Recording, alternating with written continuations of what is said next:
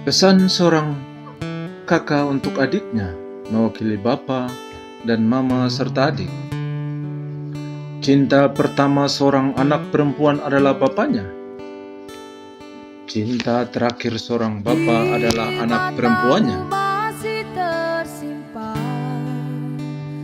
30 tahun yang lalu seorang anak perempuan sangat dinantikan dalam keluarga besar Womsiwor Mandobar.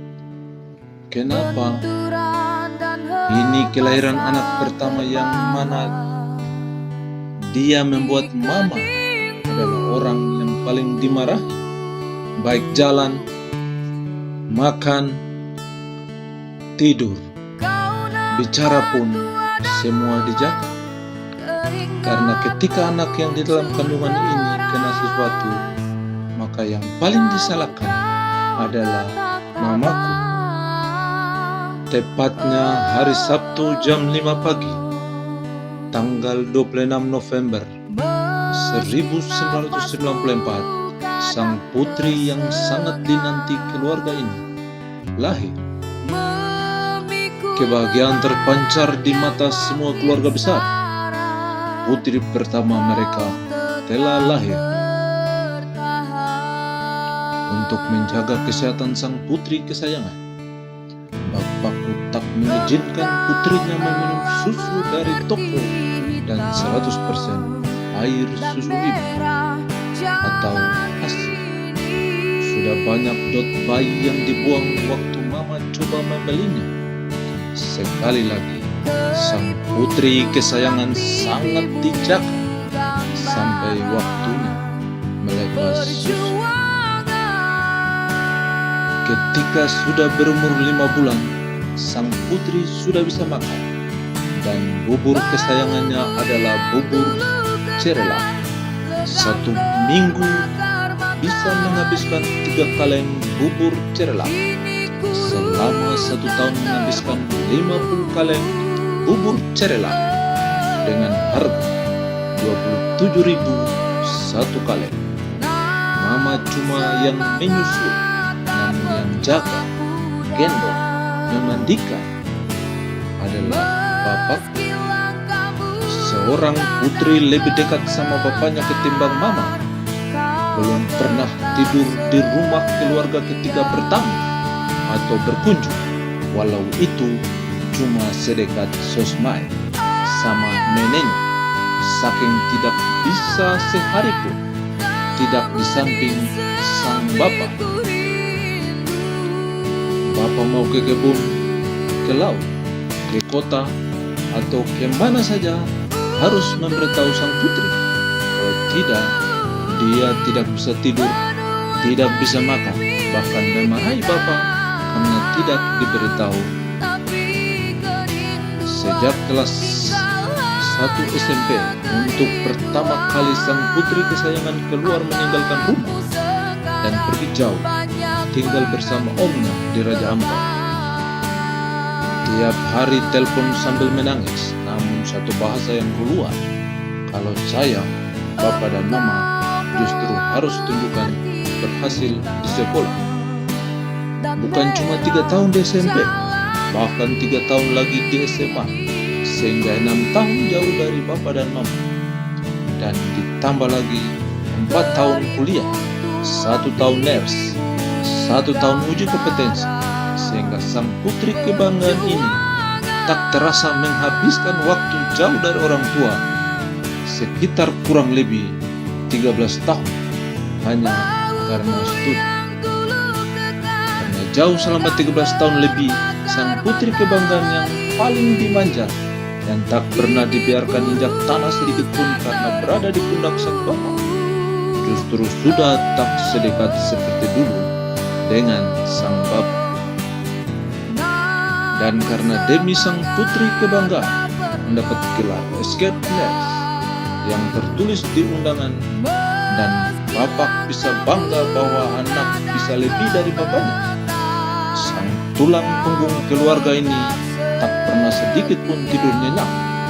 Jam 3 subuh ketika para pegawai negeri yang lain lagi tidur nyenyak, sang bapak lagi pikul jeriken minyak serta mesin 15 PK untuk turun ke laut, tak peduli hujan, guntur, kilat, ombak, tidak pernah alpa untuk ke laut karena permintaan sang putri. Tidak pernah lewat dari 2 hari, uang kos, makan, bayar SPP pasti sudah dikirim. Demi keperluan sang putri tertua ini, Bapak dari jam 3 subuh sampai jam 4 sore di laut bertahan dengan air gula tanpa makan, sekalian pulang baru makan demi anak bisa makan di laut. Demi biaya kuliah, mama ke pasar berdiri sampai malam untuk jualan, bahkan pinang sebagai makan. Selaksa peristiwa. Dan ada seseorang yang sang kakak tertua jangan lupa Benturan bahwa demi kakaknya sukses, dialah orang yang selalu dimarahi, dipukul, dan tak pernah ada kata tolak ketika diperintah. Dia adalah sang pemikul marga dan namanya terpampang di perahu yakni Onjos. Undratlah orangnya di saat kalian tidur. Dialah yang dibangunkan jam 3 subuh. Di saat teman-temannya ada enak tidur, dia dibangunkan untuk pikul jeriken, pikul motor 15 PK, tarik perahu, kumpul batu, demi saudara-saudaranya bisa menjadi ember di kemudian hari. Dan di hari ini ketika kedua saudaraku sepakat untuk duduk di pelaminan, itu berarti akan meninggalkan rumah papa dan mama dan pergi bersama sang kekasih hati. Hari ini adalah hari bahagia bagi kedua mempelai, tetapi hari ini juga adalah hari kesedihan bagi Bapak. Tidak bisa ditunjukkan di wajahnya, walau sebenarnya tangan kanannya telah hilang. Karena sang putri kesayangan, sang suster kebanggaan Bapak akan keluar dari rumah, keluar dari kartu keluarga, keluar dari Kabupaten Biak, bahkan provinsi lain bersama dengan sang kekasih. Ketika orang tua menelpon, walau di tengah kesibukan tinggi, pagi, siang, apalagi tengah malam, kalian angkat. Karena suatu saat, telepon itu yang akan kau rindukan. Bukan karena mau minta uang, orang tua menelpon. Orang tua bisa menelpon hanya untuk mendengar suara, cek kabar. Itu saja sudah cukup menghilangkan rasa rindu. Kalau orang tua sakit, bisa sempatkan waktu untuk datang menjenguk, walau sehari. Kerjaan bisa dicari, orang tua tidak akan bisa diganti. Pesan berikut, adik perempuan ada 3 di belakang juga yang masih mengejar cita-cita. Bapak telah menghabiskan tenaga, sebagian umur di laut. Ketika masih muda, hujan pun Bapak tanpa mantel. Sekarang rambut pun telah memutih, tenaga sudah tidak sekuat dulu. Tanggung jawab adik-adik bisa dilanjutkan oleh kakak suster. Pesan berikut, adik perempuan ini di dalam rumah dan keluarga belum pernah sedikit pun ada yang bentak kasar, marah apalagi pukul. Justru dia yang biasa suaranya besar di rumah marah adik-adiknya. Sehingga kami titip dia, jaga dia, lindungi dia seperti kami menjaganya. Dan hari ini juga, tepat tanggal 24 Februari 2024, hak dan tugas yang diberikan Bapak dan Mama kepada saya untuk menjaga dalam segala hal secara resmi diserahkan 100% kepada ipar terkasih. Akhir kata, selamat berbahagia tak terhingga sampai akhir Mei. Sekian dan terima kasih.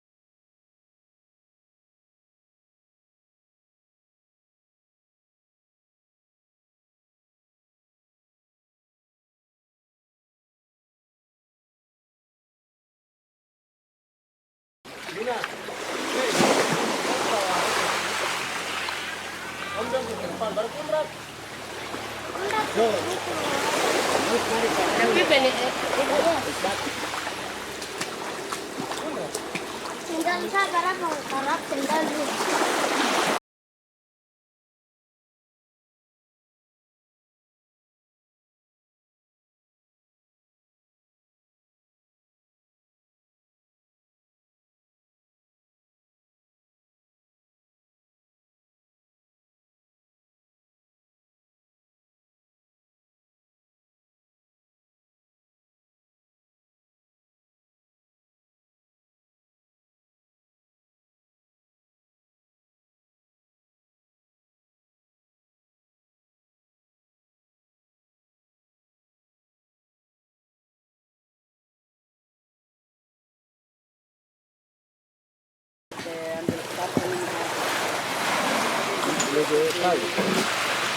Itu ada si anu